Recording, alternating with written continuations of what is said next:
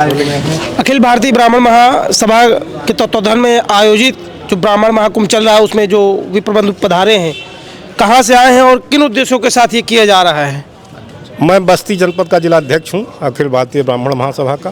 किन उद्देश्यों के साथ ये आयोजन किया जा रहा है? हम लोग उद्देश्य तो हम लोग भाजपा में थे ही पहले से, लेकिन हम लोगों का इतना उत्पीड़न हुआ इस सरकार में कि हम लोग उत्पीड़न से आज ही जा करके आपस में यहाँ एक मीटिंग हो रही है। मीटिंग के बाद हम लोग निर्णय लेंगे कि किस दल में जाना है। तो क्या ये राजनीतिक है या ब्राह्मण हित के लिए हो रहा है? नहीं, ये ब्राह्मण हित के लिए हो रहा है, राजनीतिक नहीं है। तो अंदर हम लोग जहाँ जाएंगे तहाँ इकट्ठा रहेंगे। कुछ मांगे हैं क्या? मतलब जो आपने कहा कि उत्पीड़न हो रहा है, आप साथ में भी है सरकार के? हमारी मांगे ये हैं कि हम लोगों का उत्पीड़न ना हो, हम लोगों को भी सम्मान दिया जाए। तो पाठक जी तो अभी कह रहे थे कि हम समाज के लिए हैं और कर रहे हैं, फिर भी उत्पीड़न हो रहा है। मतलब ये तो करनी और करनी में दोनों, कथनी और करनी में पूछना चाहिए था कि पाठक जी क्या कर रहे हैं ब्राह्मणों के लिए। ये तो आपके आयोजन में अंदर कहा जा रहा है। नहीं तो हम लोग तो अभी अंदर जा रहे हैं, देखेंगे। लेकिन हम लोगों को ये लगता है कि जैसे हमारे बस्ती जनपद में ही बहुत ब्राह्मणों का उत्पीड़न हुआ है। कैसा? किन? जैसे कई ब्राह्मण SC ST में फंस गए और फर्जी फंस गए, और वहाँ के राजनीतिक जो भी प्रतिनिधि हैं वो एकदम उनको बचाने में विफल है, जबकि सारा जनपद जानता है कि वो लोग गलत हैं, गलत फंसे हैं। कम से कम 10 लोग SC ST में जेल काट रहे हैं और कोई भी जनप्रतिनिधि उनकी सुध लेने वाला नहीं है वहाँ पे। तो कानूनी ऐसा बनाया तो हमारे कहने का मतलब है कि अगर कोई अपराधी है तो उसको सजा मिलनी चाहिए, लेकिन निरपराध कोई जेल में बंद हो, ये बहुत गलत बात है। और हमारे मतलब हम 10 साल लगभग हो गया, 10 साल हो गया, 10 साल से हम लोग देख रहे हैं कि जो है ये लोग अपना उल्लू सीधा करने में लगे हैं। कोई ब्राह्मण के हित की बात नहीं करता, कोई जनप्रतिनिधि। जब ब्राह्मण हित की बात आपने कहा कि कोई भी ब्राह्मण जो जनप्रतिनिधि है वो हित की बात नहीं करता है।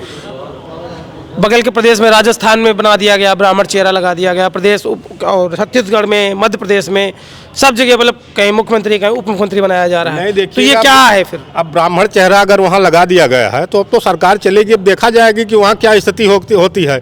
उत्तर प्रदेश की स्थिति हम लोग देख रहे हैं। यहाँ भी तो है, पाठक जी हैं और भी तो लोग हैं। पाठक जी भैया विफल हैं एकदम। पाठक जी कोई मदद नहीं किसी की कर पा रहे हैं। आप भाई साहब कहाँ से आए? मैं बस्ती से आया हूँ। आप सब लोग साथ में ही हैं? जी। आप बताइए, आपको क्या लगता है क्यों उद्देश्यों के साथ में ब्राह्मण महाकुंभ हो रहा है? हमारे वरुण पांडे जी, आप बताइए। हेलो, आप युवा हैं, आप कैसे देखते हैं जो ये आपके समाज का हो रहा है इसको? ये आयोजन बहुत ही अच्छा हो रहा है। इससे पूरे प्रदेश से और देश के कोने कोने से लोग यहाँ आए हैं। यह आयोजन ब्राह्मणों को एकजुट करने के लिए, ब्राह्मणों की बातें सुनी जाएं सभी फोरम पर, उसके लिए ब्राह्मण अपनी ताकत दिखाए, एकजुटता से ताकत दिखाए, जिससे कि सरकारें ब्राह्मणों का सुने। इसलिए ये कार्यक्रम ब्राह्मण महाकुंभ हो रहा है। जैसे चुनाव से पहले राजस्थान में हुआ, मध्य प्रदेश में हुआ जी। अब 24 का चुनाव आ रहा है तो यहाँ भाजपा प्रयास करे, वो कहते हैं 80 सीटों पे आएंगे। तो क्या ये भाजपा समर्थित या भाजपा के द्वारा ही किया जा रहा है? ब्राह्मण जहाँ जाएंगे तहाँ सरकार बनेगी। ये आज तक का इतिहास है। ब्राह्मण जहाँ गए हैं, ऐसा तो हर जाति कहती है हम जिसके साथ रहते हैं। नहीं, वो जात कहती है, लेकिन ब्राह्मणों ने वो किया है। ब्राह्मण जहाँ जाएंगे उसी की सरकार बनेगी। आपको क्या लगता है? वक्त बताएगा। वक्त बताएगा। मंथन करने आप यहाँ आए हैं, मंथन में किन चीजों के साथ? हम लोग ब्राह्मण महाकुंभ में आए हुए हैं। ऐसा नहीं है कि हम लोग सरकार बनाने आए हैं। अभी हम लोग सरकार बनाने नहीं हैं। वक्त आएगा तो वक्त खुद जवाब देगा। अभी किन उद्देश्यों के साथ? आपको क्या लगता है कि जो आयोजन करना पड़ा, क्या कारण है? हम लोग एकता के लिए आयोजन कर रहे हैं, ब्राह्मण एकजुट हों। अभी जैसा अंदर पूर्व कैबिनेट मंत्री जो थे डॉक्टर सतीश द्विवेदी जी ने कहा कि जैसा आपने कहा कि जब लोग बड़े पायदान पे पहुंचते हैं, पद पे पहुंचते हैं, फिर वो वहां से अपने समाज की आवाज बुलंद नहीं करते हैं। जबकि अन्य जो समाज है वो लोग अपने समाज की और अपने नेता की, मतलब उनका जो कनेक्शन है वो बिल्कुल मजबूत है। जबकि विप्र समाज में, ब्राह्मण समाज में ऐसा नहीं देखा जाता। किन कारणों से? बस्ती जनपद में तो ब्राह्मणों की बहुत उपेक्षा हुई है। कबीर तिवारी हत्याकांड से लेकर तमाम ऐसे मुद्दे हैं।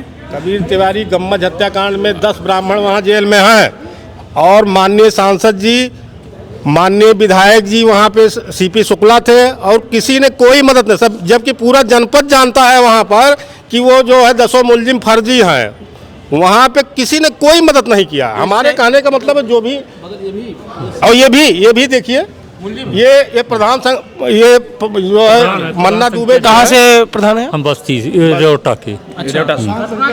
तो क्या हमको भी फर्जी फंसाया गया है। SC/ST में? हाँ, हाँ 304 का इनको मूल्य बना दिया गया है। तो आपके यहाँ से विधायक वहाँ कौन अगर है? ब्राह्मण जनप्रतिनिधि हैं, विधायक कौन है आपके यहाँ से? हमारे अब तो यहाँ से सपा के विधायक विधायक है। सीपी शुक्ला थे, इस समय जब सपा घटना के। हुई थी तब सीपी शुक्ला विधायक थे।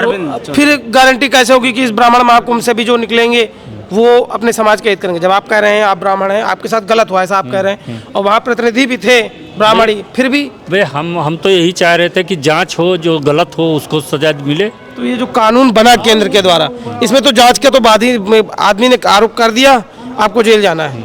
ऐसा तो जो 56 इंच का सीना है प्रधानमंत्री जी, वो उन्होंने बनाया है। बनाया है तो हम लोग भी जो आए, आपने सरकार भी तो बनाई फिर से। हम लोग भाई आप कहते हैं कि हम जिनके साथ सीना करेंगे, हम लोग भी दूसरा सरकार